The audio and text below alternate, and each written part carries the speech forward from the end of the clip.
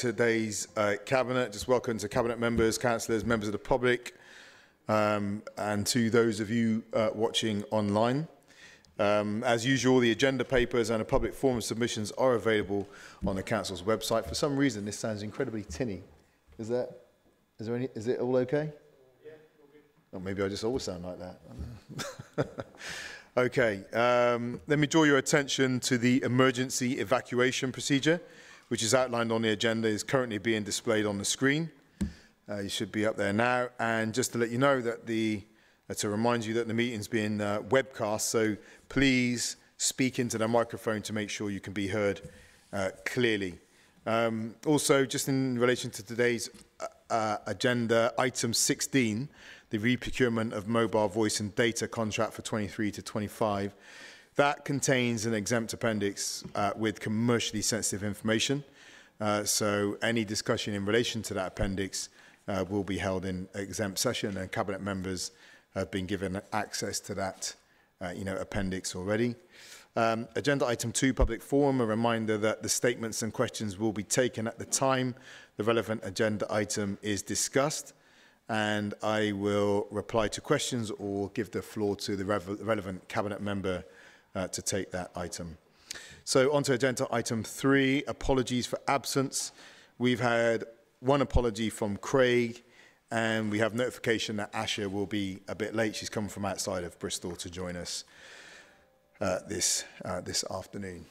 Okay, on to agenda item 4, declarations of interest. Any Cabinet members have anything to declare in relation to today's agenda? Nothing. Okay, thank you. Agenda item 6, reports from scrutiny commissions. We have one report from the Scrutiny Procurement Working Group of the Resources Scrutiny Commission, and Martin Fodor is going to present this item. Thanks very much, Mayor. Sorry, I was expecting this to be at the time of the item. So the Procurement Scrutiny Working Group was set up to review the developing new procurement strategy, procurement and contract management strategy, sorry. And the Appendix C does tell you the main work that we discussed. We also had very detailed feedback on each point we had raised, which I'd like to thank officers for that, to assist us with making sure everything we raised was reviewed. And we supported the fact this is timely and necessary to have a new strategy and to improve contract management and the client monitoring process. I'll just mention a couple of the issues we raised, which included the importance of the social value component of procurement and the need to integrate the healthy and sustainable procurement strategy and support local supply chains in the work that we do, the business that we give to suppliers of goods and services. We also wanted to know there was a suitable stakeholder engagement process, because one organisation took part in one meeting, but we wanted to know there was a comprehensive stakeholder process, and that was then initiated outside of our working group. And we also pointed out that the document needs to reflect the new council governance arrangements coming in from 2024. So I think the group was very engaged in the 2 meetings we did have time for. And I think we've ensured some clarity and consistency in the document. I've been very glad to support the process. Thank you. Okay, thank you for that work you've done there, Martin, or Councillor Fodor. So let's go on to agenda item 8 now, parking and licence fees and charges. So I'm going to introduce this report. So the paper seeks approval to increase the cost of private hire Hackney carriage driver licence fees, as well as parking charges in car parks of our parks. And these changes are proposed to ensure the 2 services generate income to maintain the increase in cost of operations and to their future financial investment.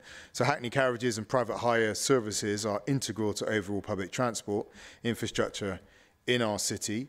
And the proposed changes will bring licence fees in line with other cities and cover the cost of operating a DBS update and verification service for drivers.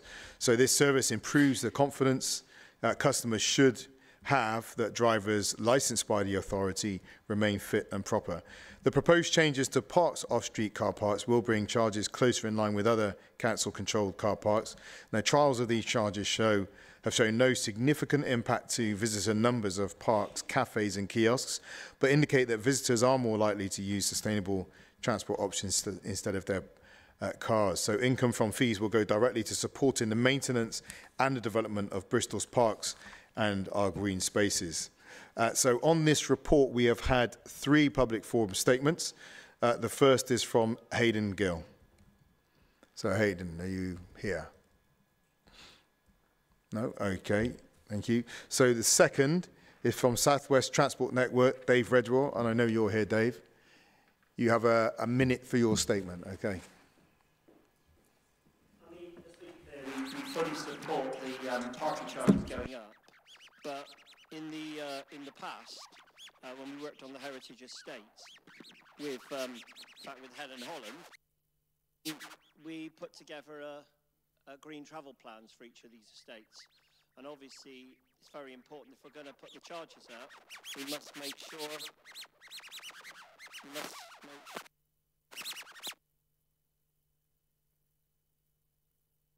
Well, it sounds like someone's doing some scratching. Yeah.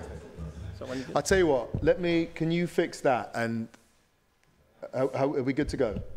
All right, Dave. I paused you on 30 seconds. Thank you.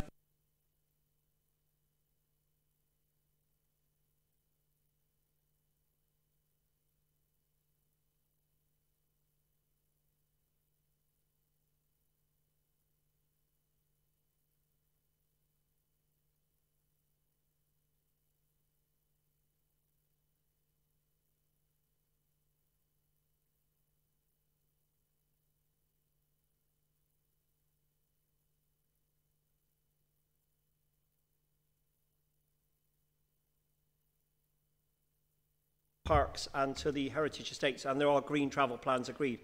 And the Bloom Fiesta worries me to death at Ashton Park again. So we really, really must grip this. And, you know, WEC has got to work with us on things like travel plans, especially to heritage estates, especially with Bristol's 650 years this year, but also lots of visitors. So I just ask that the policy must be sustainable transport. We must have green travel plans. We must pick up the work that Helen Holland started quite a few years ago. Thank you. Yeah, thanks, Dave. I won't get into it now, but your points are well made, and let's pick those up outside of here as well to take into the next combined authority meeting. But obviously, we can't wait for the WECA meeting. We need the work to be going constantly, and there's something that we're constantly pushing on as our MPs to make sure that we have an adequate bus service within Bristol. The next statement we had was from Councillor Weston, who I'm confident isn't here. Then we had 2 public forum questions. One is from yourself, Dave, so why don't we come back to you for your public forum question?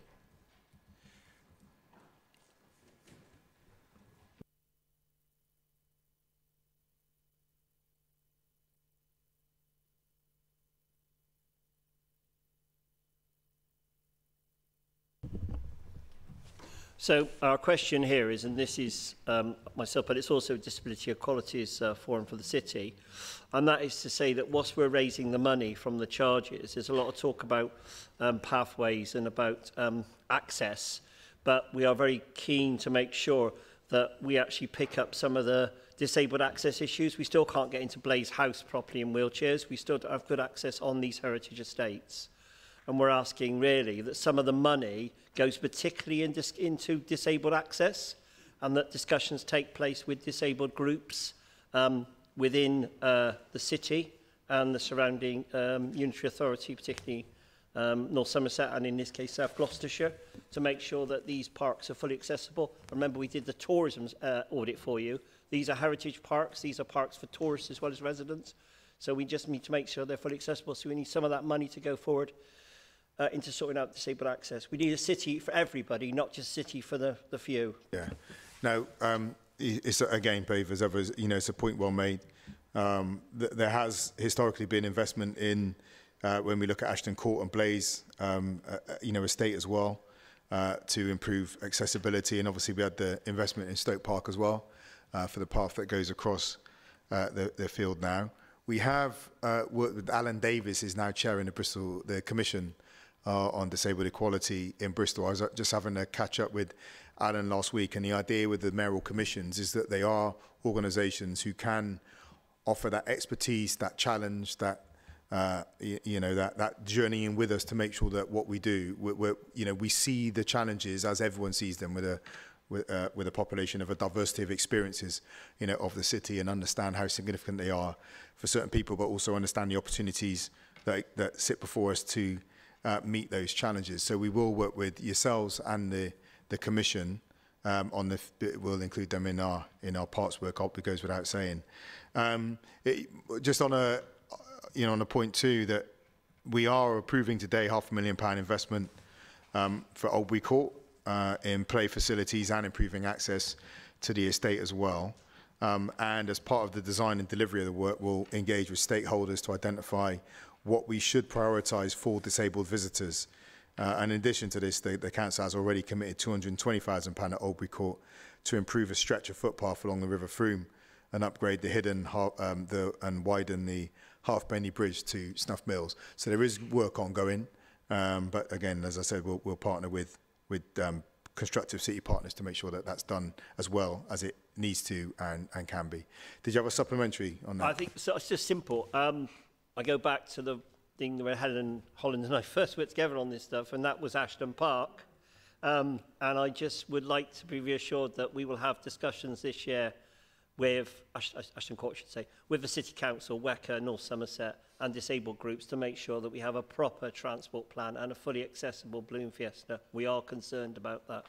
Again, thank you.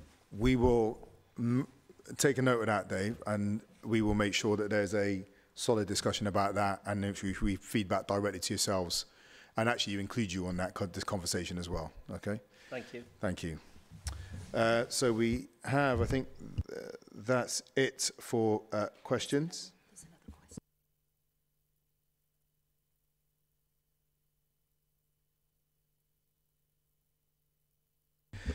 Sorry, Dave. I see you had a second question. I think my second question was about public transport access.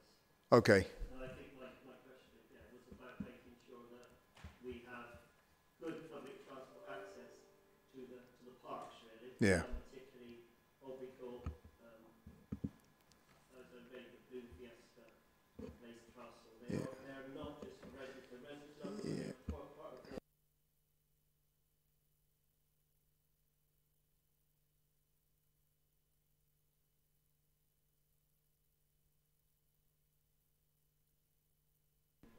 I'm letting you have another statement there rather than a question, but you are Dave Redwell, so that's okay. No, we will, Dave. I mean, it's the the constant challenge we're taking on when we talk about building an inclusive city that's economically inclusive, socially inclusive, and physically inclusive as well. So it's a city that is genuinely for everyone. In Bristol, as you know, these things are not easy. One of my least favourite phrases is all it takes is political will. Well, it takes political will and a lot of money often, because the kind of interventions that need to be made, someone has to be paid to make them. If it's physical, if it's access services, someone's got to get paid. So it is a challenge, but we do have a good working relationship, I think, with the Commission and with people like yourself to identify those challenges and the opportunities to solve them. And it will remain top of our list of priorities, and the ongoing work with you to raise them the work that you do to raise them is very welcome. Okay, thank you for that. So, do any Cabinet members wish to comment on this? Ellie?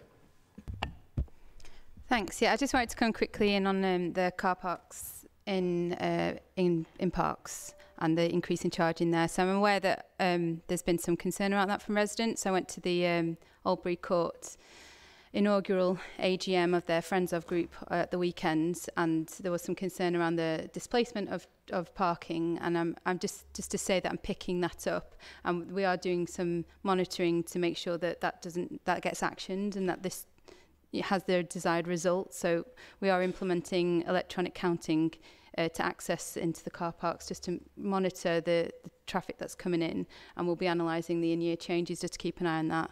And also we'll be having a parking officer monitoring throughout April to observe compliance with the scheme, just to make sure that these things are being actioned and monitored, and it can be a process that can be adapted as time goes on, just to make sure that we're doing the right thing. Thanks. Thanks, Sally. Any other Cabinet members? No? Okay. Well, thank you. Thanks, Dave, for your statements and questions, and your question statements. I'm going to take the decision now, which will be displayed on the screen. So in terms of the decision to be made today, I approve the recommendations as set out in the report. Okay, so rather than going on to the next agenda item, I'm going to go back to an agenda item that I missed out, and that was agenda item 7, which was Chair's business. So my apologies for jumping over that. So there were 4 quick things I just wanted to share. First was the result of the Urban Summit that was held in London on March the 22nd. Now, it's not necessarily a high-profile event, but an incredibly important event. So I'm co-chairing a piece of work with Andy Haldane, who's the chief exec of the RSA and former chief economist at the Bank of England. We are doing this work as a partnership between Core Cities, the RSA, and obviously LGA Core Cities are involved as well.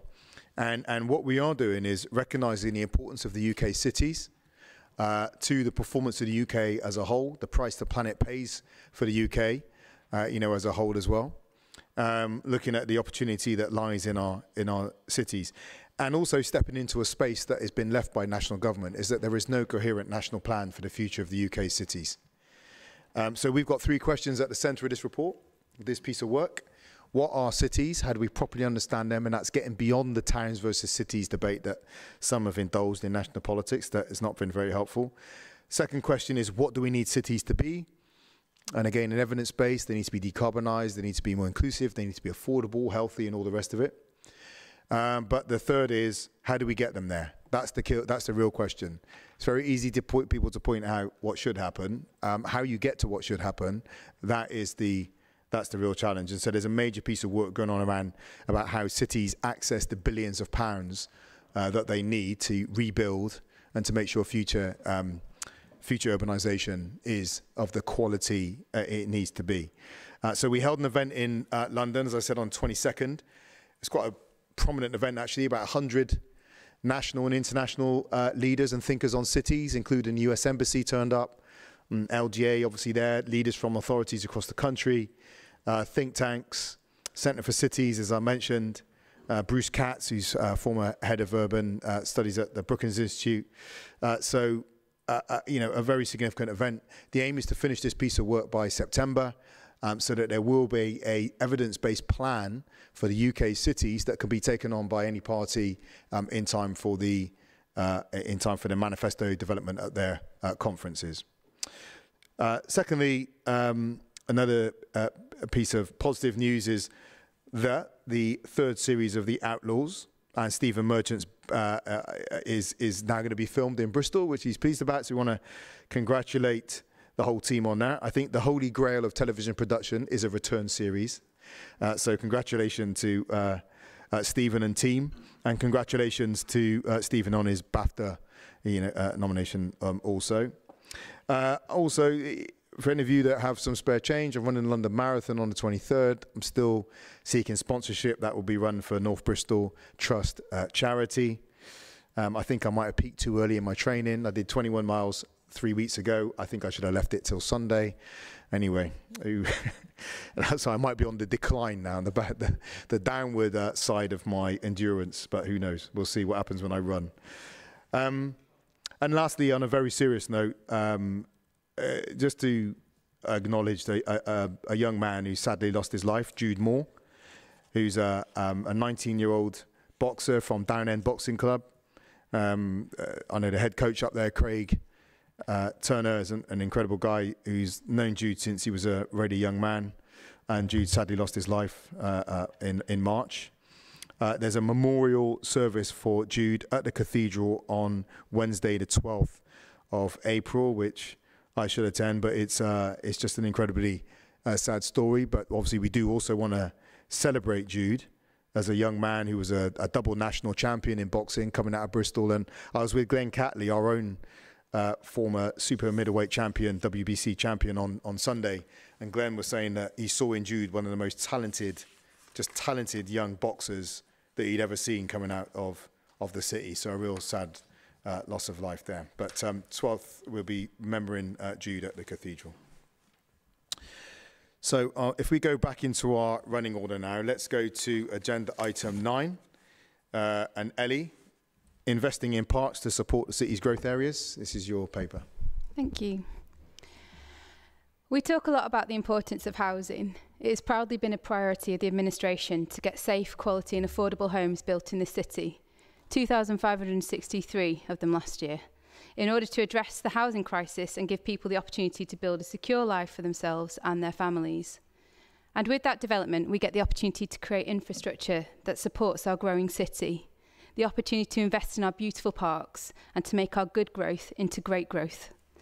This paper sees significant investment brought forward into 8 of Bristol's parks, the largest investment in quite a few years. Parks were identified because they are in areas of growth and in most cases further prioritised because they are in areas of high need or have gaps in their provision. Investment will include play and sport and will pay close attention to considering accessibility in parks, particularly for disabled visitors.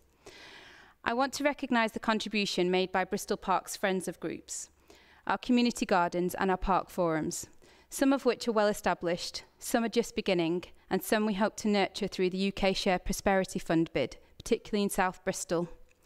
These groups are fantastic at taking ownership of their local green spaces, galvanising support, fundraising, developing priorities with their local communities, and working constructively with the council and with councillors to achieve shared goals. I see them as essential to delivering this work well. We all know the wonderful benefits that quality parks can bring to our physical and mental health and to ecology and biodiversity. Bristol's Parks and Open Spaces currently manages a whopping 7,000 acres of Bristol. That's approximately 25% of the city.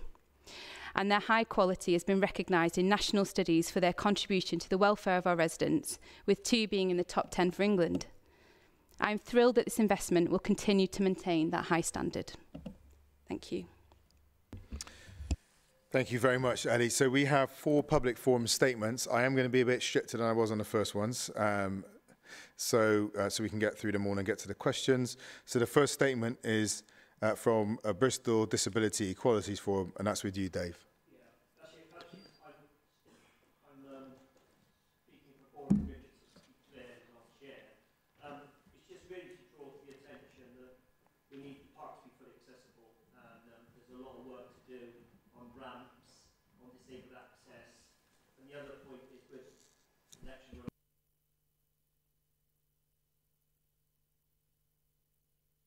putting in disabled facilities, they're changing places and things like that, and it's a good example of working with friends groups. We support the groups up there, but we would like to see more change in places and more public toilets within our parks and estates. So in that case, we've done it with cafes, mixing cafes and facilities. But we really must make our parks fully accessible. They're not at the moment. You find the odd steps here. Just 10 seconds, Dave. And basically, so our main message from the Bristol British Equalities Forum and the South Gloucestershire Equalities Network is that we want to see the parks made fully accessible. We welcome all the work the council's doing. Okay. On both in Bristol and the sub-regional level. Thank you, Dave. And I'm sure we can pick this up in cabinet comments. After the second statement is from Kate Spreadbury. Okay. Thank you. Can you just wait for the microphone? Can we wait for the microphone so you can be heard?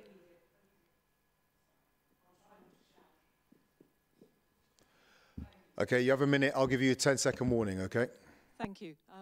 We're friends of Albury Court Estate, Battles Park, and we've come today in support of the decision.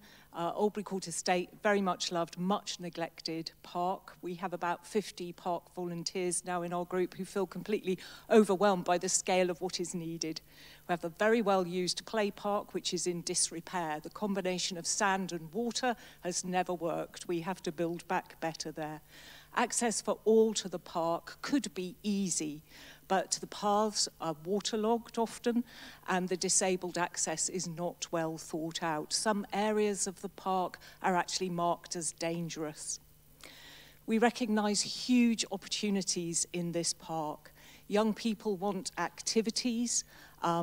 We need community gardens, meeting rooms. Just 10 seconds. Accessible nature walks so that the park can be a local community asset as well as a destination for people across Bristol. Should the Cabinet make the right decision today for our park, that would be a great boost for the local community, for the park, and for all of us in the Friends group.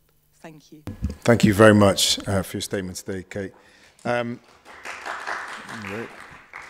Next statement is from Bristol Parks Forum, Len Wyatt.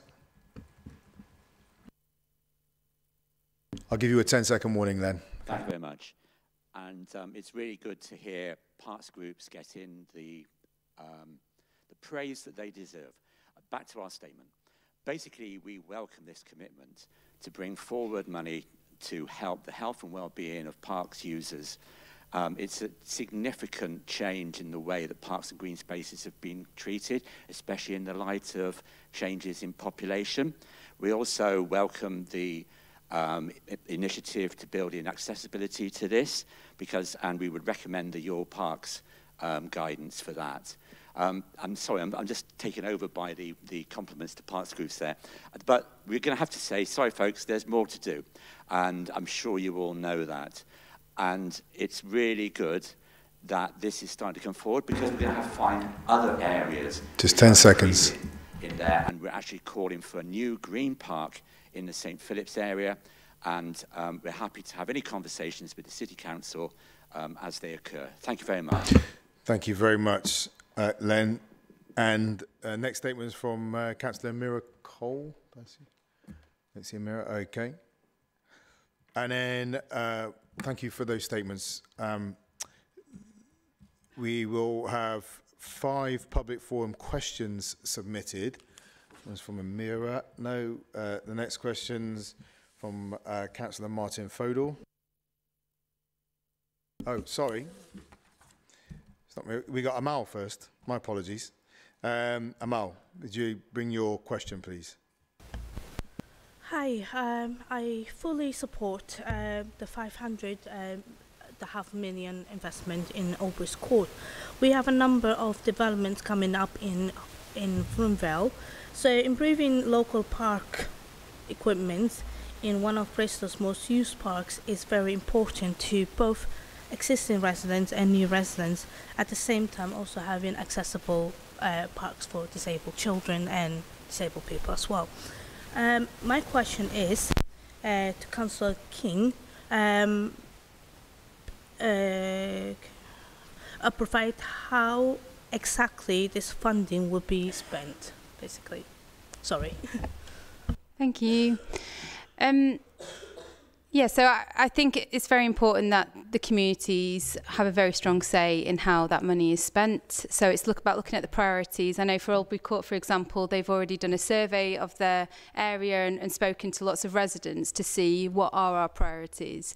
And I think one that's clearly stuck out is the state of the playground. I mean, it's a bit of a running joke that the pirate ship there is about to set sail. It's in that kind of position where it really needs replacing, and a lot of the sort of sand and water issues that you've got. So that has to be a key priority, but also it's really important that we look at accessibility in our parks in this city. Too long it's been something that we've wanted to do and not had the opportunity to, so I think we need to take that opportunity and seize it and really look at that. But I feel it's very much important, like with most investment in parks, it's about getting people involved and telling us what is good in their area and what they want to see more of.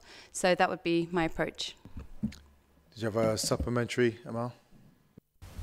No, I don't. Thank you. Okay, thank you very much for that question. Next one is up from Councillor Martin Fodor. Yeah, thanks very much, Mayor. Yes, so I'm really pleased to see this funding. I'm really glad it's available, and I'm encouraged by your statement that you want to see a lot of involvement in coming up with the projects.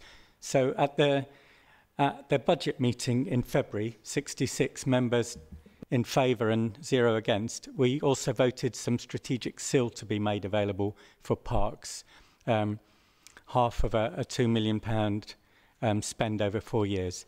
And that support for that investment came from the whole council, as I said. And I'd like to ask, my first question is what arrangements there are for local input into them, members of the council, but of course also park groups, which was Right, can we do the question, please? Yeah. What arrangements are there from members of the council and local park groups, which was specifically written into the budget amendments? That's my first question. Before you do answer, there's a bit of a challenge. This is a political chamber, and so we do have to talk about it. You do realise you didn't actually support the budget. We don't need to get into it now, but it's only real support if you're actually involved in the decision that allocates the money. It's not real support if you just identify the money, but then don't vote for that money to be put into the budget. And if you don't support the budget, you have not actually supported the spending that the council is going to do. And I mean, because I get you're putting about all the support that was in the chamber, but that didn't actually happen because one of the parties didn't support the budget at all. And it's important that we do that because this is a place in which we make serious decisions in a complicated city in the face of competing demands under incredible financial pressure. And making those decisions, you can't always take the easy line of saying what you believe without actually making decisions about where the money's going to get spent and where the money's not going to get spent. As Joe Biden said, don't tell me what you believe, show me your budget. If you haven't got a budget, there's no evidence of what you believe. That's the easy route, and it's not serious political leadership in the city. But having said that, Ellie, please, would you like to respond about how people will be involved in that? Yeah, thank you. So I mean, I question your question isn't actually about this paper. It's also about a future paper and a future piece of work. So, yeah, a question like whether it actually even meets the criteria of asking a question at Cabinet. But so I've kind of got to get this one out the door first before we talk about the procedure for the next one. There will be a process of engagement. There always is. There never has been a parks investment where we haven't expected councillors and communities and friends of groups to be involved in that. But let's get this one out the door first before we could talk about the detail of the next one. Okay, do you have a supplementary, but please make it a question? Yeah, I think the two funds are complementary because obviously one has to take into account the work of the other. And any suggestions that come forward for this particular piece of money. Please, Mike, can we have a question? Yeah, I'd like to know if you intend to keep any proposals that come for this piece of money, because there is the second capital spend coming. So they are. Will you keep the proposals that come from this money? I think is the question. Sorry, I don't understand. Keep what proposals? You've asked for suggestions. They may not all be funded by this budget. There's a second budget, which is why it is relevant today. Yeah, I mean, a lot of these parks have like huge plans for investment. You know, Victoria Park has one that's several million, as does Albury Court. So this won't obviously do everything that's on the list. So there's yeah, it'll be about a case of like working through and seeing what will be achievable this time and what we can build on for the future. I do feel that the need to reference the motion of that we came to council last month, the golden motion as well, because we do have to sort of grapple with the complexities of the commitments that we make. So that there was a golden motion that asked us to commit to redeveloping Castle Park as soon as those plans are available. But at the same time, we had a budget amendment just 4 weeks earlier that asked us to commit money from the strategic SIL pot to spend elsewhere. And that came with a health warning from officers saying that if you take money from that pot, that money is designed to be allocated when the plans are drawn up for Castle Park. So we're asking, your party is asking us to spend that money twice, and it takes a while to build up these pots. So there's a process of prioritisation that you need to go through as a party as well to decide how we're going to spend money, because it's not finite, is it? We don't have this money tree, and we know that point is made a lot, but we have to make decisions and say, what should we spend money on? Should it be a Castle Park redevelopment, or should we take it and spend it on parks elsewhere around the city? We can't do it all. So, but your party has asked us to commit to both of those.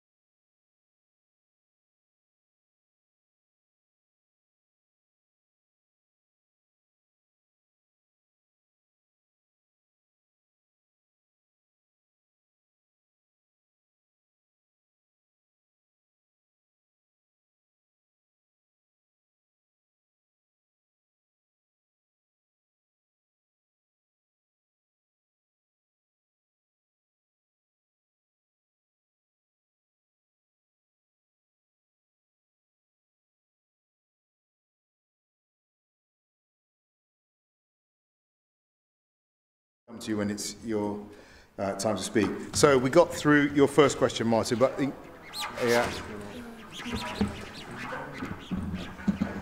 Okay.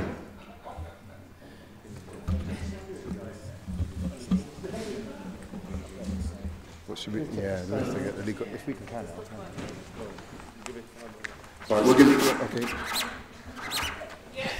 It is, isn't it? Yeah. It's funny how that became a sound that sounded fantastic in music, didn't it? I think it's very. No. We are gonna. Okay.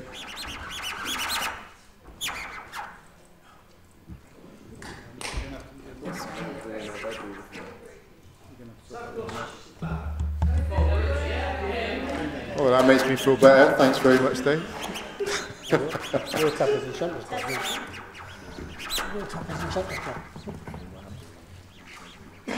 Is it? Testing. 1, 2, 3. Okay. Testing. I'll turn that one off. Okay, I'm going to try this one. Ooh. How's that? Okay. It's like the scratching's gone. Okay, so we got through your first question and the supplementary, Martin. So we are on to your second question. So I can bring the microphone down myself, I guess. Oh, there you go. Thank you so much. Thank you. I can. I'll tell you what would help is if when you, particularly councillors, if you have a question, if you can make your way to the middle, and then it will save everyone running around. That'd be great. Thank you very much. Yeah, yes, the second question was actually about the community input into this strategic SIL fund. I think it is a serious point that there are two funds now.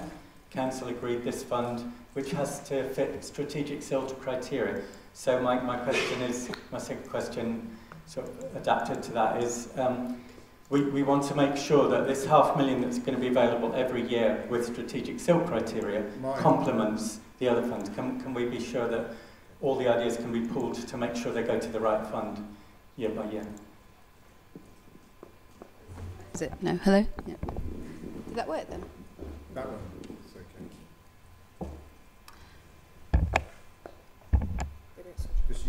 okay. We can, but we need to decide what we're going to do with Castle Park then. Personally, Castle Park's a huge priority for me in terms of redevelopment. It's a very unsafe space, it's not very family friendly. We've had incidents of knife crime, which your party brought a motion on. We need to talk about how we're going to fund that redevelopment if we take money from that pot and if we put it elsewhere. I just want to hear your party's thoughts on how we do that, and then if you know if that's what the collective will of the council is, and if that's what the majority wants, then we can talk about that. But I think that's a serious discussion that we can't just have in a very short way. That needs to be thought through because the consequences of that are significant. Okay, do you have a supplementary? Please make it a question. Yeah, just to be clear. Martin, please, question. Yes, please. Yes. This fund, the questions are about this fund, which was very carefully... Martin, yeah, please, the question. It's a statement. I'd like to. Question. Yes, I'd like to do that, if I can. So I made sure I wasn't asking for all of strategic SIL. It isn't an empty budget. This is part of the budget. Martin, can we be sure question. I'm going to have to insist, Martin, because we keep getting this long statements and questions that sometimes we hand over pages. Can you just ask what your supplementary question is, please? Yeah. My question is about the available strategic SIL that's not competing with Castle Park. It's the amount allocated by council. What is the question? So can we make sure this is kept in the loop when you're allocating this fund that you're discussing? Okay, can we keep the money in the loop? They're complementary. Thank you. It's not something I'm going to commit to today. It needs further discussion because it's a serious conversation, and the health warning that came with officers was very clear. That money is designed to deal with Castle Park. It's just that the case of that we haven't finished the consultation process yet and the designs haven't been drawn up. That doesn't mean that it isn't there to deal with that huge issue that we need to face. So, you know, it's the densest part of the city. You know, that Castle Park has an awful lot of people visiting it. We need to deal with that. We need to make sure that's a park for the future and it's fit for the centre of our city. I think that's something that you need to grapple with as a party, and I think that's something that we need to have as a comprehensive discussion. It's more than just about taking money and putting it in more than one place. We have to realistically say how we're going to spend that money, and if we do spend that money, then how are we going to redevelop Castle Park? Thank you. I mean, the easy thing is to hear everything everyone wants and tell everyone they can have everything they want, but that's not the world we are in. But we have to, if we're going to get better politics and a better commentary on the politics and analysis of politics from those who profess to be offering that analysis, these kinds of statements do need to be held to accountable. But there you go, we can wish. Okay, so the next question is from Councillor Ed Plowden. Ed.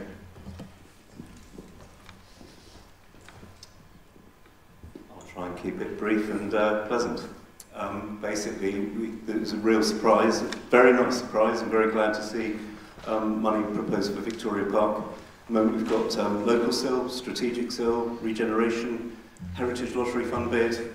I could go on, all planning for Victoria Park, and I'd like to see a process, please, of, my question is, can we have a process whereby we are a little bit strategic, we look at all the range of funding available, and we try and get a plan where we get the best possible value for money, best possible outcomes for Victoria Park.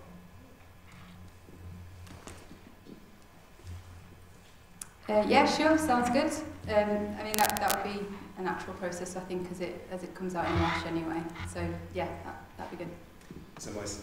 Yeah, but supplementary. And I really appreciate your pleasant demeanour today, so thank you as well. Point well made at the beginning of your question. What could be better than having lots of money to invest in Victoria Park? Let's just get it right. So, well, having lots of money to invest in adult social care and children's mental health and all the rest of it as well. That could be better. Okay, yeah, and not having central government cuts forced upon us. That could be a lot better, yeah, but let's do supplementary. Yeah. It certainly influenced our choice of how we voted on the budget thing. It was a message to central government as much as to anyone else. I don't think they were listening, but carry on. Well, you have to make a point somehow.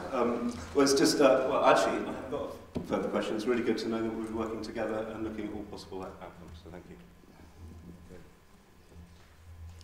Please, was that a question? Yeah, thanks, Ed. I appreciate your positive remarks. It's a really positive paper, and you know, constructive comments are always really welcome. Victoria Park is great to put some money into there in recognition of the amount of residents that park's going to have to serve in the coming years. I know that there's quite a lot of projects that they'd like to fund, and so it'd be a case of looking at what we can do with the pot that we've got available and seeing what other opportunities there are, but also looking at the need and where the gaps in provision. I'm mindful that our youth provision needs to be catering for that older teenage cohort, and that there's work to be done in that area around the city and our parks. But yeah, it would be very helpful to talk to your parks group and meet with them and discuss what their priorities are. Thank you. Thank you, Ali. Any Cabinet members, that's the end of public forum, any Cabinet members like to comment? Don. Thanks, Marvin. I got an email from residents in Lawrence Weston, which unfortunately missed the deadline for democratic services, just to say that they very much appreciated the money towards Beverstone Gardens, which has been something that we've had on mind since at least when I was elected in 2016. So it would be great to be moving forwards on that. In fact, they asked when an officer could come and begin the discussion, so I'll deal with that. As a local councillor, I'd ask that the consultation is proportionate, so we can actually get on with this. Mindful of inflation, and I'm mindful of the fact there's a lot of kids who actually haven't got a play area in East Lawrence Weston at all at the moment. So let's think first of all of residents and not internal politics here, and actually get these play parks done. Thank you, Don. Nicola.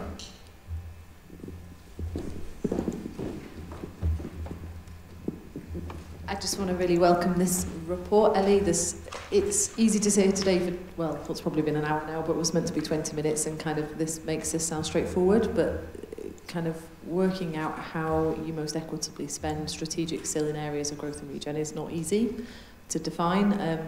It also isn't just a fund for parks, strategic SIL, and so, you know, there are lots of competing pressures in strategic SIL as well around primary schools, youth zones, walking, cycling infrastructure, and so to kind of be able to carve out this amount of capital investment in a parks fund is not to be assumed, is straightforward.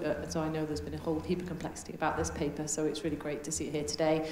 And my final point is I think the Argyle Road investment is really, really welcome. I think that part of East Bristol has been traditionally really underfunded, and so I'd love to see us consider, because of the topography of that area and the connections to the Bristol and Bath Railway path, you could do some really great access work in particular on that particular location. And so I look forward to seeing it materialise and just seeing it mature. Thanks, Ellie.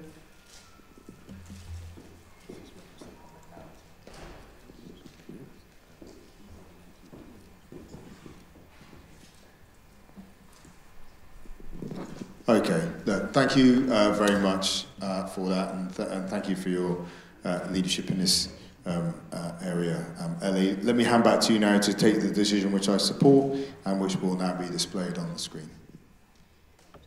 Thanks. Yeah, just to briefly say, I agree with the comments about concise and effective, the consultation. One of the innovative things that we're doing in the Argyle Road is going into the local schools and getting them to do the consultation and see what they want to see.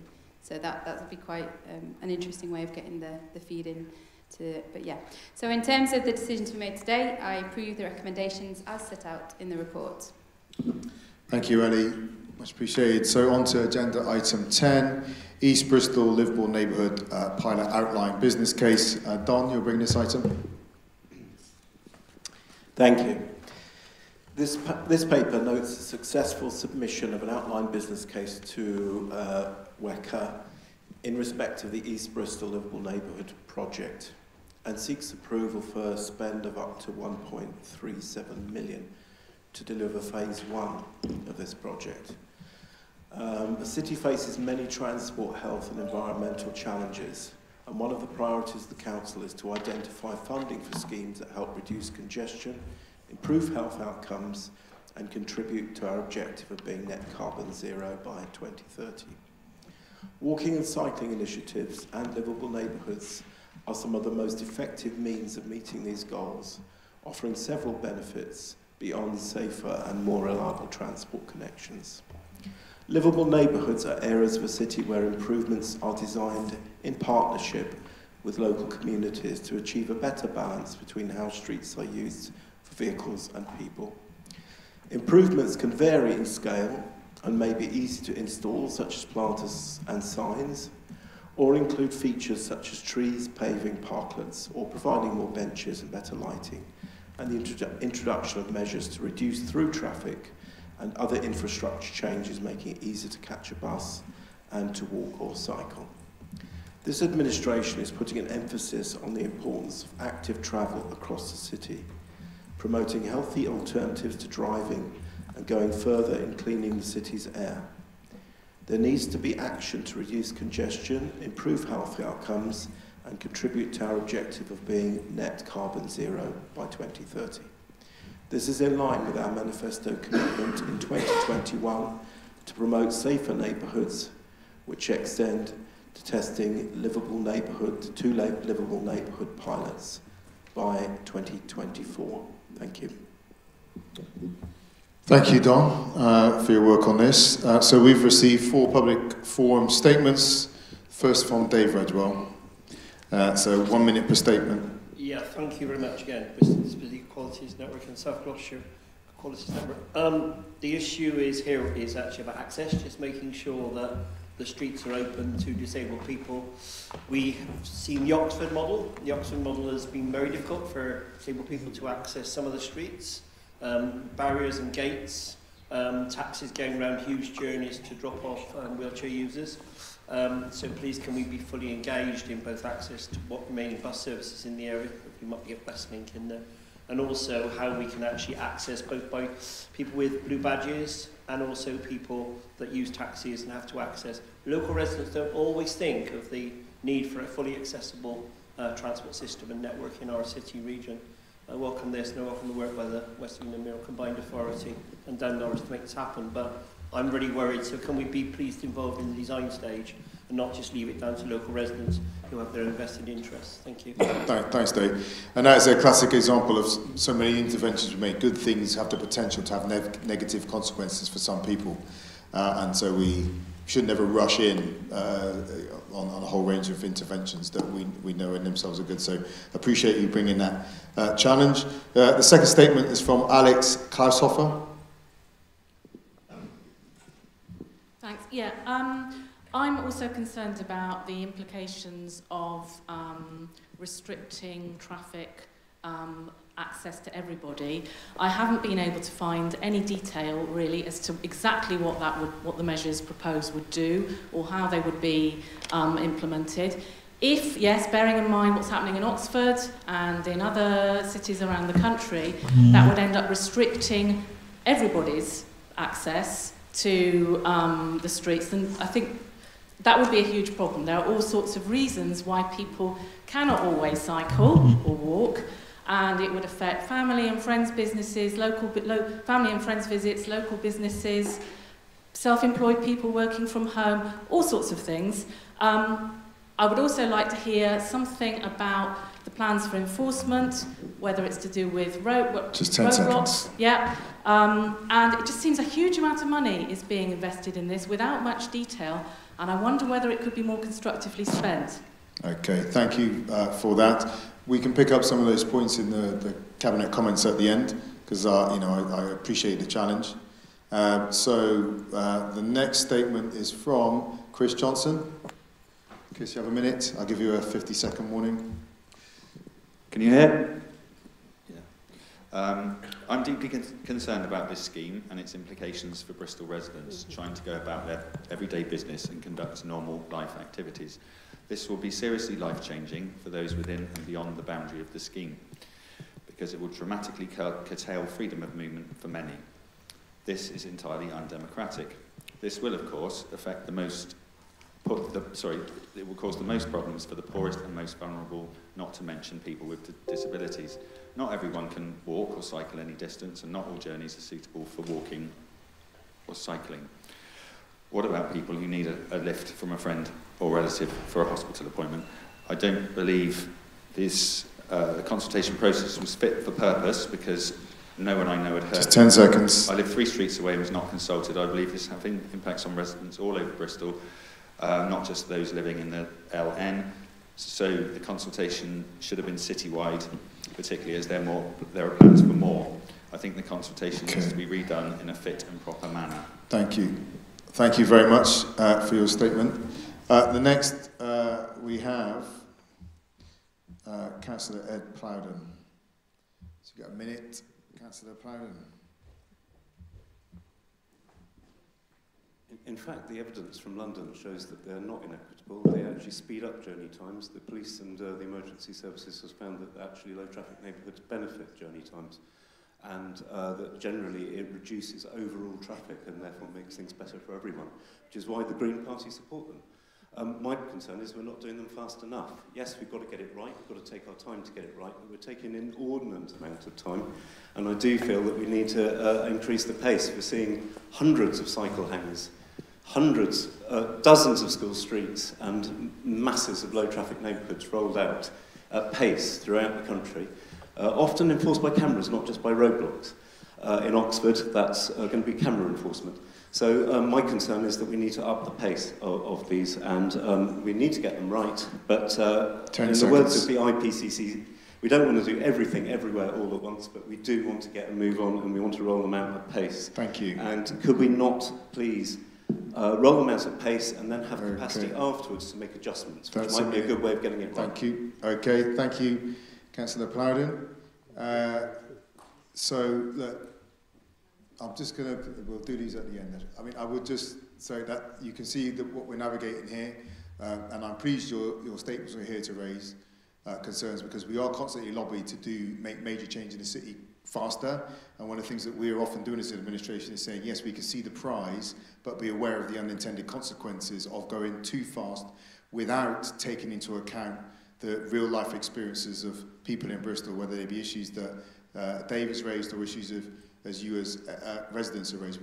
we faced the same kind of rake-in over the clean air zone when we were saying, hold on, there are potential consequences for businesses and low-income households, and yet we are being lobbied constantly in this chamber and in the press as well about not doing it quick enough and fast enough. So we do try to make sure that we're taking a range of city experiences into account and delivering what we call a just transition. By just, we mean fair and inclusive as we go on this journey to the new kind of city that we need to be. But let's go on to questions. We've had 5 public forum questions submitted. The first 2 questions are from Rob Breyer. So, Mr. Breyer, can you ask your first question, please? Yeah, I was just reporting on some of the feedback I've got from local residents. Reporting, or is it a question, Rob? Oh, sorry. There is very little... Do you want me to just read this question out? Sure. Yeah, thank you. Okay. There is very little detail in the Cabinet report on what measures the East Bristol Liveable Neighbourhood scheme will be implementing, despite large sums being committed to the project. Which of the above measures, which I included as background, will local residents see as important, will you be particularly prioritising? Okay, Don.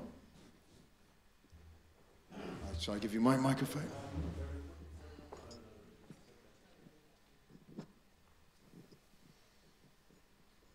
Thank you. Well, that's the whole point of the consultation, isn't it? It's what residents want, so that's why we've done enormous amounts of consultation. Our transport engagement team, I think, it must be the best in the country. We've also had some help from the community development team to make sure that we have met with every demographic of person who lives in the proposed area of the livable neighbourhood. I'm very satisfied that that's been done well. And we will soon bring forward a proposal, and there will be some areas where we will want to talk to people a little bit more as well before we implement anything. What we're doing here, I find it really exciting because we are actually reimagining street space, and whether we get this right, whether we get it wrong, it has implication for the whole city. I believe we must get this right, and we will learn things which we can take to improve the lives of residents all over our city if we do this well and we do it carefully. And so thank you, Rob, for your insights. But we'll leave it to our residents to decide what their neighbourhood looks like. So we take your supplementary, Rob, or go on to your second question, whichever. Yeah, the supplementary is just repeating the question because I'm not sure it's been answered, which is which of the measures are you going to be particularly prioritising? Because I haven't really heard that in your answer. I think it was perfectly well answered, and it is that the residents will answer that question, not me. This is not a top-down imposed livable neighbourhood. This is a bottom-up, community-designed with the council livable neighbourhood for the people that live there. Did you have your second question? Yeah, I was just wondering about whether you can specifically tell me whether the junction of Church Road with Chalks Road and Blacksworth Road will be made safer, quicker and easier to cross for pedestrians as part of this scheme, the East Bristol Liveable Neighbourhoods, or the Mini Holland scheme, or will it not be addressed at this point? At some point it will be addressed, but we are aware that that is going to be a very expensive project. We know that there are a lot of national grid cables underneath that junction, and so we want to ensure that the main of the budget, that we get the money we need for the livable neighbourhood and don't commit to things which are beyond the initial scope of the project. And you're correct that we have a Mini Holland bid in to WECA, which I hope will be successful, and from WECA onto DFT. And between these, we are committed to sorting out that very dangerous junction, which has been dangerous for decades, I would say. Supplementary. Thank you for that response. It's really encouraging. Thank you. So I should just wait and see whether it's covered in the Mini Holland scheme, is what you're saying? Well, as we work through the livable neighbourhood, we will see how the budget goes. We will also see, I hope, that the Mini Holland bid will be successful. That will again bring in more money. But one way or another, we will address the problem of that junction. Thank you, Don. And we had a Pierce is not with us today, unfortunately. Emma Edwards had a question. Emma's not with us. So that's it. Can I offer the floor to any cabinet members, please? I think Ashley did that. Do you want to wait for them? Oh, there's one here. Yeah, thank you very much. So, as one of the councillors where the Liveable Neighbourhood scheme will be implemented, yeah. So I just want to remind everybody, this has been kind of like 2 years in the making. There has been a lot of consultation that has gone on. I have been regularly going to our St George Active Travel Group. We've been on walkabouts in the area. We've had notices up everywhere. We've had consultation events happening over the last couple of years. So I'm not sure why you feel that consultation has not been expansive, but I know in my ward there's been a lot of responses, and you will see a lot of those responses on the actual website as well, where people have actually inputted. Including the issue around Blacksworth Road, because Blacksworth Road was always an issue even when I was appointed back in 2016. We made some changes to the crossing in terms of timings and what have you, but it continues to be an issue, and it's a very expensive issue. And as we said before, there's only, £5.8 million available, and it's not just for St George, it's crossing a much wider area, and I know that any changes to the Blacksworth scheme is going to take a huge amount of resources. So I personally don't believe that we can address the Blacksworth Road issue as part of the Liveable Neighbourhood scheme. And the Liveable Neighbourhood scheme also comes off the back of the constant headache that local residents have had around the Beaufort Road issue. And so we are taking into consideration all of the consultation and the remarks that local residents made in and around the Beaufort Road area, which also has been will be feeding into the Liveable Neighbourhood scheme. But the bottom line is the scheme will be designed by the people themselves, and we will be there to implement it. Obviously, we will give advice if there's something that they want to do, and it's going to have a huge impact, but the vast majority of that initiative will be led by the local residents. Okay, thank you, Asha. Any other cabinet members? Nicola. Yeah, just to come in as another fellow local councillor, as an adjacent councillor to Asha. I'm not sure if the people in the public forum, if you live in St George Central Ward or not, it's quite a big ward adjacent to Hillfield, which I guess are two of the wards that, you know, if this is a mission to stop rat running through the Liveable Neighbourhood area, there is a likelihood that it'll be residents from my ward or Kingswood or from somewhere like Ellie's ward that might be using that to get through, to get to work or to, you know, to get on with their day. I think my motivation for supporting this project overall from the very outset was the fact that if you spend any time in that neighbourhood, it is wholly inaccessible, unsafe and dangerous today. You know, I challenge anyone to kind of go down that stretch of roads and feel like they've had a pleasant experience, whether you're in a car, on a bike or on foot. And so something really does need to be done. And so I don't think this is, you know, a kind of top-down, to your point, Don, kind of a manipulation of the streets. You know, it's desperately needed. And so saying that as a local council, you know, I walk there with my kids all the time, it's really unsafe. I totally agree with your point, Dave, on equity and access.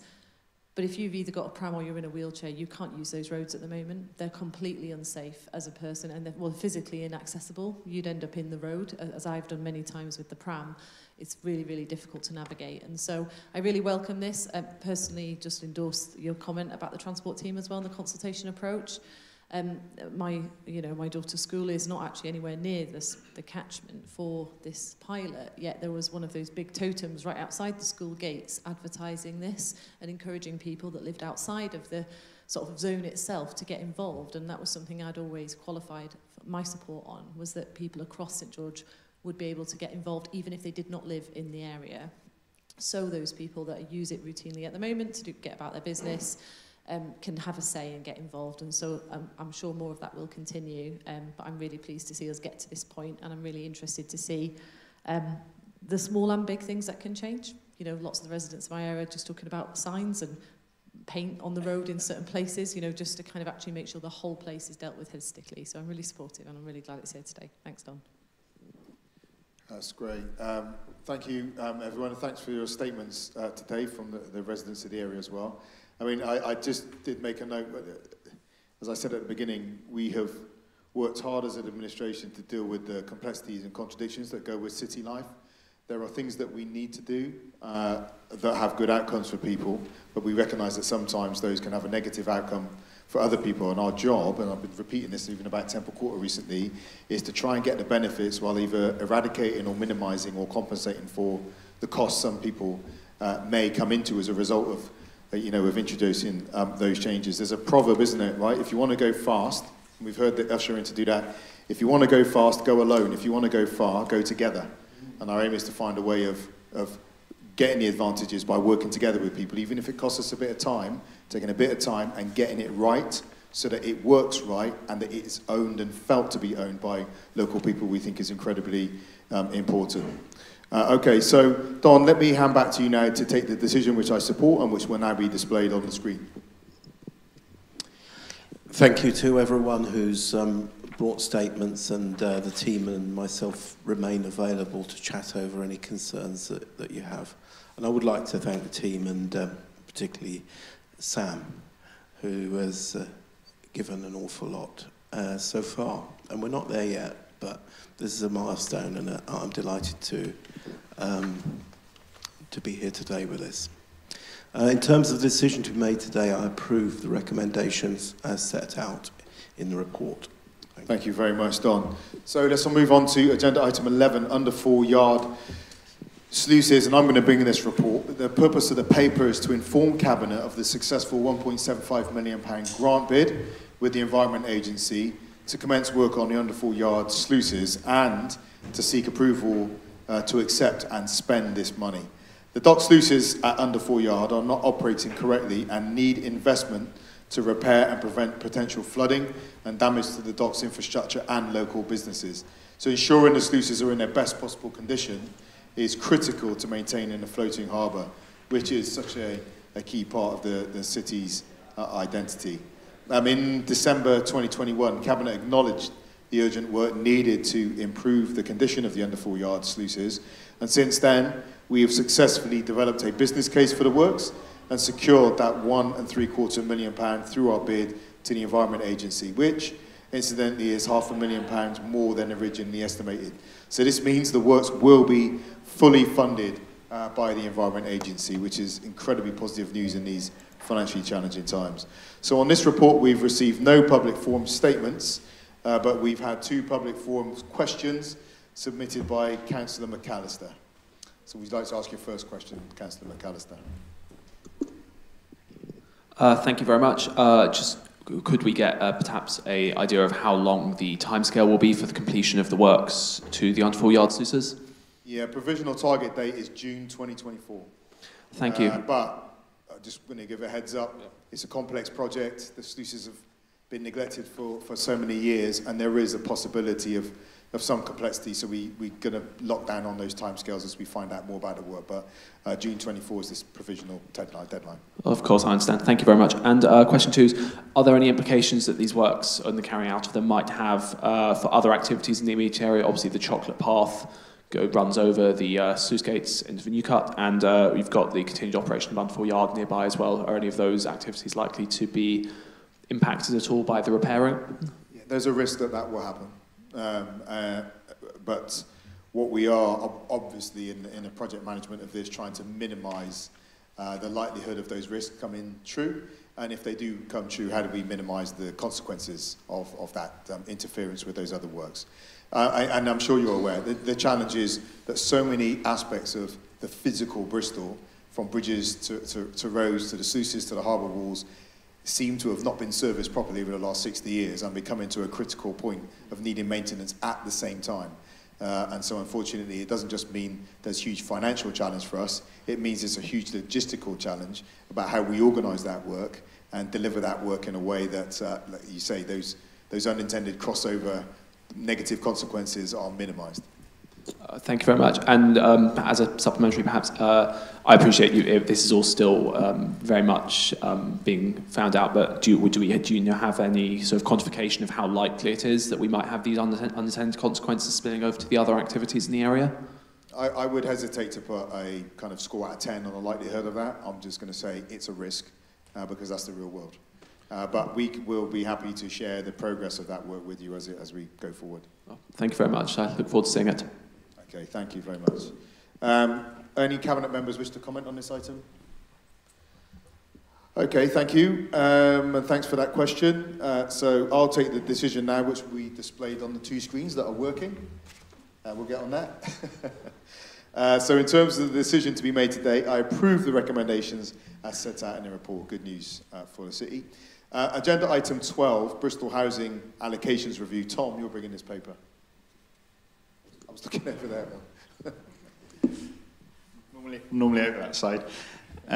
Brilliant. So I'm really pleased to be bringing this report today. It's been an extensive, quite wide-ranging process to get to this point. I think the first thing I want to do is just place on record my thanks to all the staff, the officers, communities and individuals that have been involved throughout the process, which I think we started in 2019 and have really worked hard to try and get back on track with the COVID period that's happened to deliver some meaningful changes. The housing allocation policy is used by the council and partner housing associations to allocate social housing. It's otherwise known as Home Choice Bristol. It comprises a housing register, a single set of qualification criteria and a priority banding system, as well as an arrangement for advertising properties. And there are a few changes which we consulted on that we're going to be bringing forward, and they were developed under 3 categories: changes affecting the model, changes affecting how cases are prioritised, and changes that improve the ability to manage the imbalance between demand and supply. We're in a housing crisis. We've got over 19,000 households on the waiting list for social housing, and so we really have to think carefully about how we make best use of stock. So some of those changes are we're going to be adopting more of a managed choice model with up to 50% of allocations being made by means of direct offer. We'll be improving access for those leaving supported care, increasing the priority of care leavers to band 1, extending the use of local lettings policies in different areas of the city, increasing the priority of a defined set of under-occupiers to band 1 to try and free up bigger properties, consolidate all categories of homelessness to band 2, introduce a new deal for the homeless at home, increase differentiation of cases with composite needs by assigning a 12-month backdate where there are 3 or more qualifying needs. There'll be amendments as well to the thresholds for savings and for income, and we will be proceeding with placing bidding restrictions on those in band 4. There are a couple of changes we won't be making. We won't be changing our approach to the retention of the effective date, and so that rule at the moment is that your effective date is retained when you go down in a priority band, and it's reset when you increase. And the debt threshold of £500 will also remain. There's a few other bits of work that are also happening as well. We're reviewing the partnership agreement with the housing associations to make sure that's working in the way it needs to. We're doing some housekeeping of the current register, checking those are all live applications and doing that piece of work. There'll be a downsizing pilot as well that will test different ways of extending downsizing support to incentivise people if they're going to downsize, from what's been their home, in some cases for decades. And one of the other things we are going to be doing, which came up during the course of the later phases, is review the approach to how we're assessing bedroom need for children with special educational needs and disabilities in response to feedback. And we'll make sure we do that for engagement with parents and carers. So in between the start of this review and its completion, we've also had a major initiative to replace all of our IT systems. And I'm delighted that we've appointed NEC as the preferred supplier. This will affect the ability of some of these changes to be implemented, so some will have to wait for the new IT systems, some we can get on with.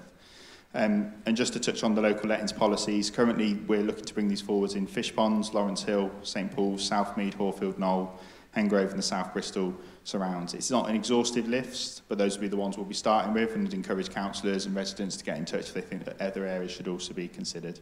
So, and on that basis, I'm pleased to commend this paper to Cabinet today.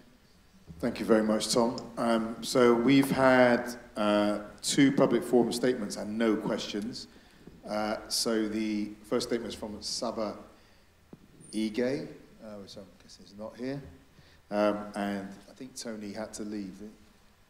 Just want to make sure he's not hiding behind your head, Tom. No? Okay. So we've no statements then, but we'll obviously have those on record. Any Cabinet members wish to comment? Helen.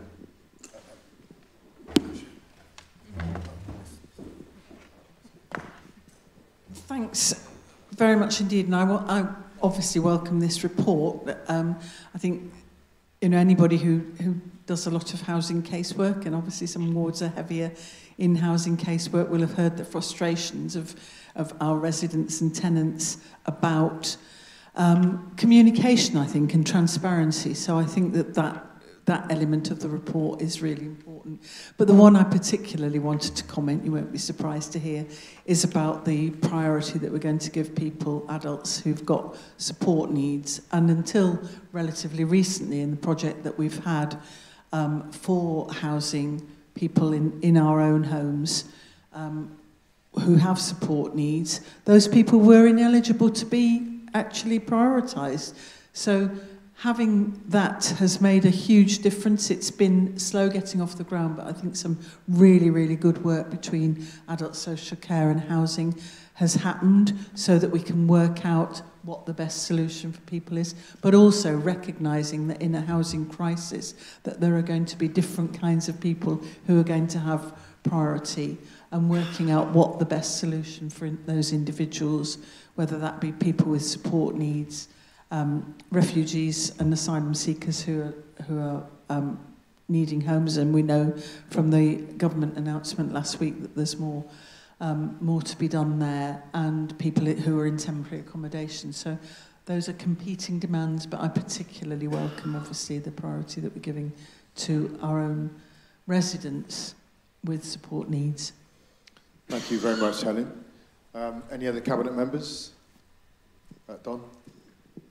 Thanks. Yeah, I mean, there's so much good stuff in this paper.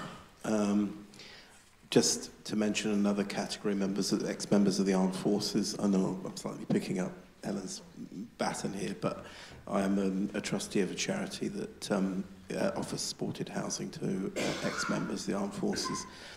Very, very difficult for people to move on in Bristol once they have got their health back, etc., because there just isn't the accommodation for people who are probably not earning an awful lot of money, so they tend to remain in supported accommodation long beyond the time when it's best for them. So it'd be good to get them out and free up those spaces in the supported accommodation. But so there's loads and loads of other stuff in here, as Helen says, for anyone who deals on a daily, weekly basis with housing issues.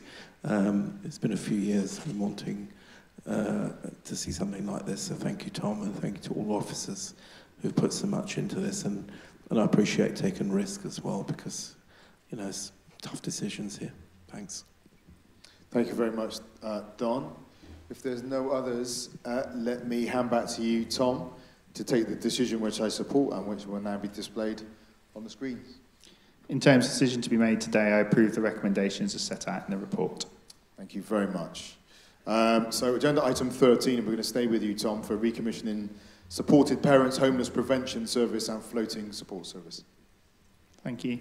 So this report is to seek approval for the recommissioning of supported parents and young children accommodation service and the floating support for supported parents and wider homeless families prevention floating support service. A bit of a mouthful.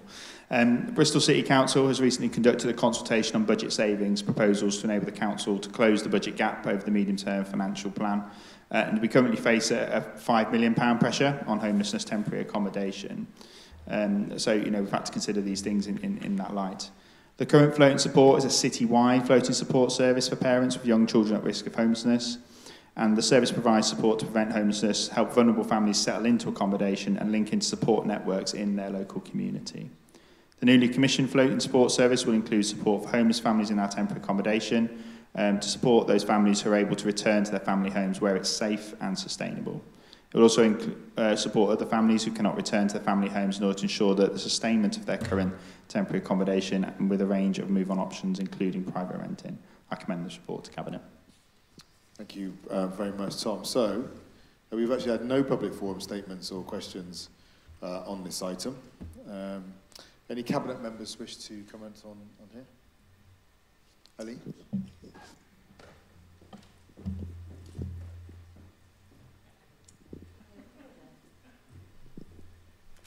I just think it's worth quickly just pointing out the corporate themes that this aligns with, the one about empowering and caring and giving children the best possible start in life, and also the one about reducing the overall level of homelessness and rough sleeping with no one needing to spend a second night out. Those are incredibly important priorities, and it's just great to see that this paper's bringing that forward and recognising that and investing in that. So thank you. Thanks, Ellie. Asha? Well, Ellie stole my thunder, but because I wanted to make the same point, particularly the support for families and parents and carers of children and young people. So I really welcome this report. It's much needed a service, so thank you for continuing to prioritise this area of work for those families. Thanks. Thank you very much, Asha. I'll hand back to you now, Tom, to take the decision which I support, but I would just say this is the kind of thing that we should be grappling on in full council as well. We have the theatre of our political events that consumes the bandwidths of our public discourse, but actually often it's about the hard yards that happen that are not glamorous, not flamboyant, not full of spats and all the rest of it that people like to talk about, but actually about making the machinery work. It's not glamorous, but it makes a huge difference to people who need the machinery to work. And it's an ongoing battle because it's not easy to change the way our whole city works. But thank you for your leadership on this. Let me hand back to you now to take the decision which I support and which will be displayed on the screen. Thank you. In terms of decision to be made today, I approve the recommendations as set out in the report. Thank you, Tom. So let's on to item 14, extension of advice grant. Ellie, this is your paper. Thank you. This is another example of our communities team using one city working to deliver for the residents in our city who have been worst affected by the cost of living crisis. Our advice grants provide immediate emergency support, help to maximise income and reduce living costs and improve well-being, and also look at the strengths in our communities in order to build their resilience, connectivity and support so that they can provide to each other. This service supported over 8,000 citizens last year and leveraged in many millions of pounds in additional support, so it's a service that punches well above its weight. This paper seeks to give a 2-year extension of the grant for 2 reasons. One is to facilitate the development of a citywide strategic approach to ensure we have a coordinated, well-informed and efficient framework for the funding of advice delivery in the future. It will be collaborative with advice agencies and other funders feeding into the process and will give us the opportunity to embed our asset-based community development principles into the approach. Secondly, our advice sector, including many of our VCSE partners, have worked tirelessly to respond to the cost of living crisis. I have been in awe of the work done to set up over 100 welcome spaces across the city. As some partners regularly tell me, this crisis is the latest of many that have impacted their service users over the last 13 years, and being in a state of firefighting has become a constant. This extension gives the sector space to focus their resources on addressing the current cost of living and cost of operating crisis, rather than risk disrupting provision of services through the trigger of a new grant process. Furthermore, it allows us time to embed the learnings of COVID, the cost of living and others on the strategy going forward. Thank you. Thank you very much, Ellie, for your work on this. We've had no public forum statements and no questions. Any Cabinet members wish to come in on this one? No? Well, it's just ongoing, excellent piece of work, and and again, just raising the importance of the one city approach, which is recognising that that the city is not shaped by the council alone. That if we want to get good outcomes for Bristol, we have to get alignment between us, the public, the NHS, our schools, our universities, our business community, voluntary sector, faith groups, that whole collection of institutions that shape life. And by working together with our voluntary sector as well, obviously, we will be able to get closer to the kind of city that we really aspire to be. So Ellie, let me hand back to you now to take the decision which I support and which will now be displayed on the screen. Thank you. In terms of the decision to be made today, I approve the recommendations as set out in the report. Agenda item 15 is with you, Don. Parking Services Back Office Procurement Project. Thank you. This paper is to update Cabinet on the function of Parking Services Back Office supplier and to seek an extension of the current contract via the existing framework whilst going out to tender for a new long-term supplier of hardware and software. Parking Services currently issues about 100,000 parking and 130,000 bus lane PCNs each year. The number of clean air zone PCNs will add and is adding more to this total. Our back office supplier provides the software used by our civil enforcement officers for PCNs, the back office system which manages all PCNs throughout their life cycle, and an online portal for motorists to make an appeal against a PCN. It is vital that this function works effectively and efficiently and does not suffer any gap in service during any changeover of provider. Thank you. Thank you, Don. So we've had no public forum statements, but we have had one question, and that's from David Wilcox. Can we get the microphone over, please? Thank you.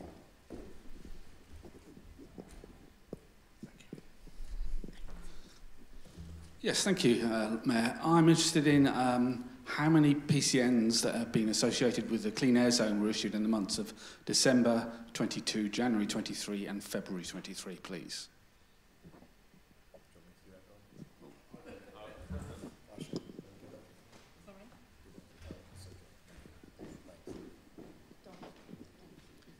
Thank you. We will be, after 1 year of the launch of the Clean Air Zone, we will be producing a comprehensive report for members of the public, and you will know all the various details of that. It's very comprehensive, but at the moment we're not going to comment on particular figures like that. We have actually spoken to the chair of OSM regarding this, and he understands our position on that. Okay, did you have a supplementary?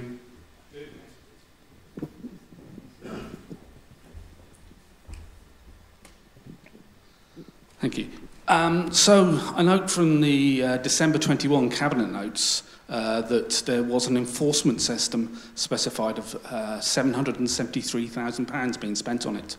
Did you not order the reporting options?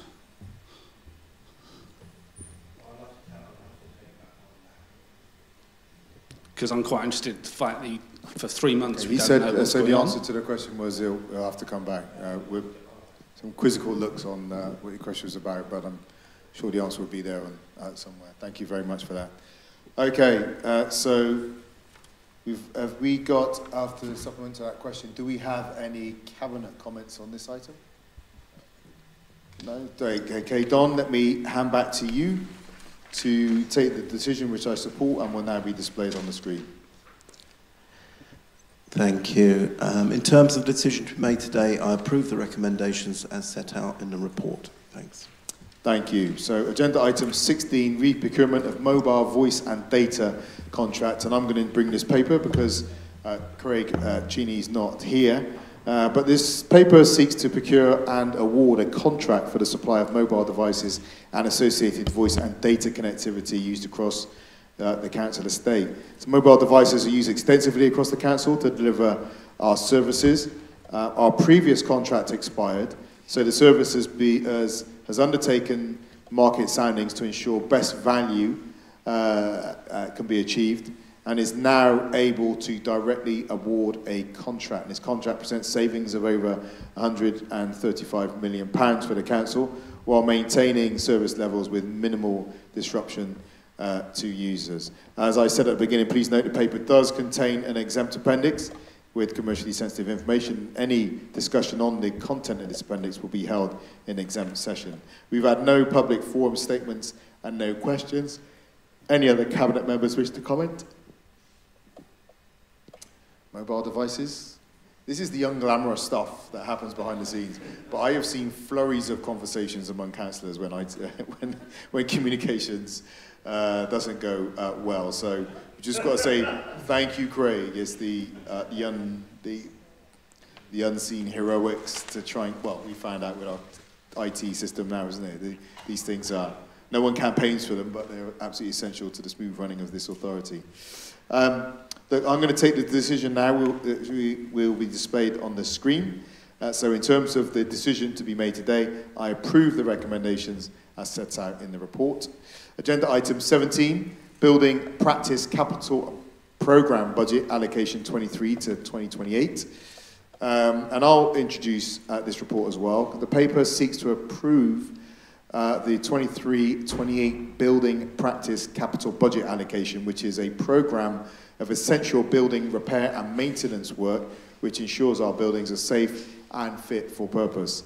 The formulation of the programme was being based on condition survey data, as well as site inspections by surveyors and engagement with key stakeholders across the council. The paper details the sites and work required to fulfil our statutory obligations, avoid possible litigation, ensure health and safety standards, and continue operation of those buildings. And the programme also helps to increase the environmental performance of sites, supporting the council move to the net carbon neutral state that we are driving towards. So in this report, we've received no public forum statements and no questions. Any cabinet members wish to comment on this item? Okay, thank you for the work done. I'll thank Craig and the team for the work done on this, and Stephen, if you can extend my thanks to your team. All that remains for me to do is to take the decision, which will now be displayed on the screen. So in terms of the decision to be made today, I approve the recommendations as set out in the report. Agenda item 18, procurement and contract management. I'll bring this item as well. The procurement and contract management service plays a large part in the council delivering its corporate plan and ambitions. It's therefore important that the service adopts a strategy to set out the corporate direction of travel for the service by detailing the major priorities, objectives and aims whilst ensuring compliance with the public contracts regulations and the procurement bill once enacted. The strategy aligns with and supports the delivery of the council's corporate plan. The strategy has 4 core ambitions of best value, fair and compliant, healthy and sustainable and local communities. The guiding principles set out in the strategy apply to both business as usual procurement to support day-to-day council services and the future pipeline of procurement activity and contract performance monitoring aims. The Cabinet is asked therefore to note the strategy, which I am very happy to bring today. So we've had no public forum statements and no questions. Any Cabinet members wish to comment? Well, again, thanks to the team for getting this done, and I'm going to take the decision now, which will be displayed on the screen. So in terms of the decision to be made today, I approve the recommendations as set out in the report.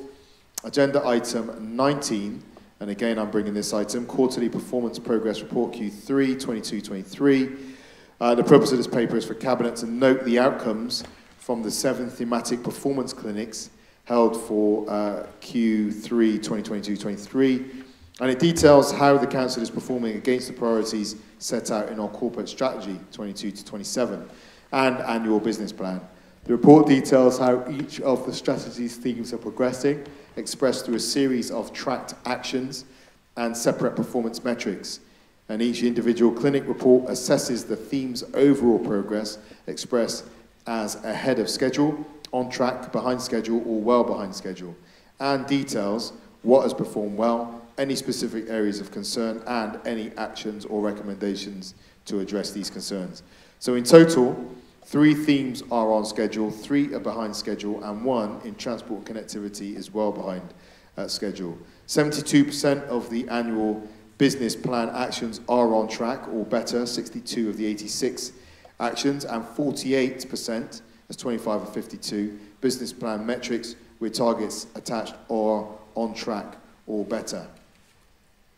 Key performance points around transport connectivity, that I just mentioned are centred on the following, with the themes director having identified a range of activity to ensure progress over Q4. And that's around delays establishing new Portway Park and Ride, the number of people travelling actively to work by walking and cycling, the number of public electric vehicle charging points, developing the mass transit system, replacing existing streetlights with LED lighting. We've received no public forum statements, but we do have one question, and this is from Councillor David Wilcox. So, Councillor Wilcox, we'd like to ask you a question. Thank you, Mayor. Yeah, it's about one of the transport and connectivity thematic, or the clinic report, and I'm particularly interested about the quality of light indicator BPO M476, increase the number of people travelling actively to work by walking and cycling. This quality of light indicator is missing its target significantly, causing more journeys to be made by private motor vehicles, leading to more pollution and congestion on the city's roads. This administration is actively making... Could you ask your question, please? Yeah. Can I just say, we kind of do this. It's really important to do that. And if you want to make a statement, book in to make a statement, and then we'll take the statement. But then when we get to questions, we do need to do the questions. Thank you. So the issue is that the active travel routes like Jail Ferry Bridge and the Concord Way are being broken up by diversions. And I would like to know if the administration will commit to providing diversions that are LTN 120 compliant for the routes and any other future diversions, because that is affecting this quality of life indicator. Okay, Don, you'll take that. Asher, microphone's making its way to you now. Thank you. Maintenance of infrastructure is a statutory duty, so you will understand, I presume, why we need to close Jail Ferry Bridge, whether or not that reduces our statistics or not, because otherwise people would be in danger. We just have to do it. LTN 120 is guidance that we try to live up to, but sometimes we just have to do the best possible thing. And one more thing I would say, active travel is an absolute priority with me, and it starts with young people in schools. And I was very shocked this morning to have sight of an email saying that the Green Party objected to a school street at the Cathedral School right near here. I have instructed officers to go ahead with that regardless. And maybe you'd like to speak to Councillor Townsend and tell her that even if clean air and decarbonisation of the transport network is not a priority for her, it's most certainly a priority for this administration and for me. Thank you. Did you have a supplementary question?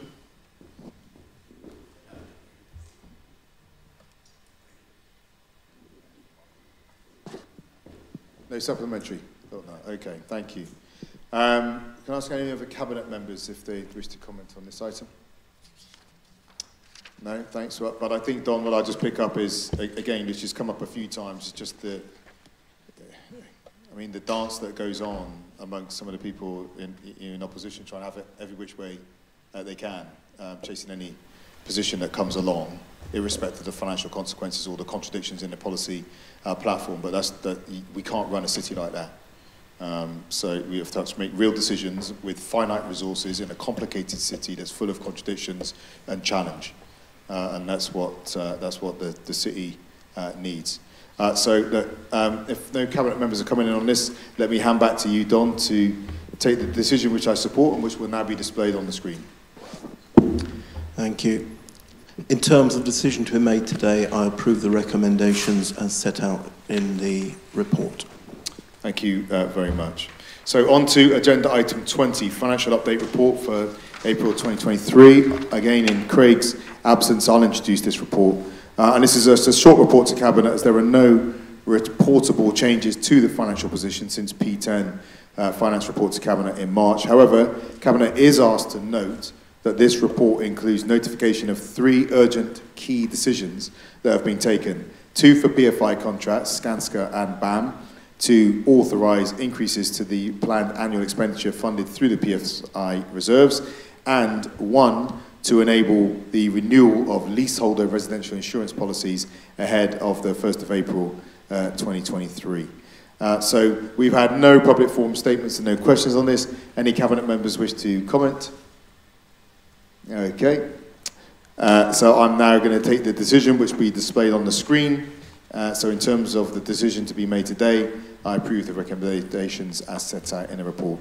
That's the end of today's Cabinet meeting. Thank you to Cabinet for all you've done over recent months and during your time in Cabinet. Thank you, Stephen, if we can extend that, and Nancy, to the officers as well for the hard work behind the scenes as well. The date of next Cabinet meeting is Tuesday, the 2nd of May, 2023. Thank you.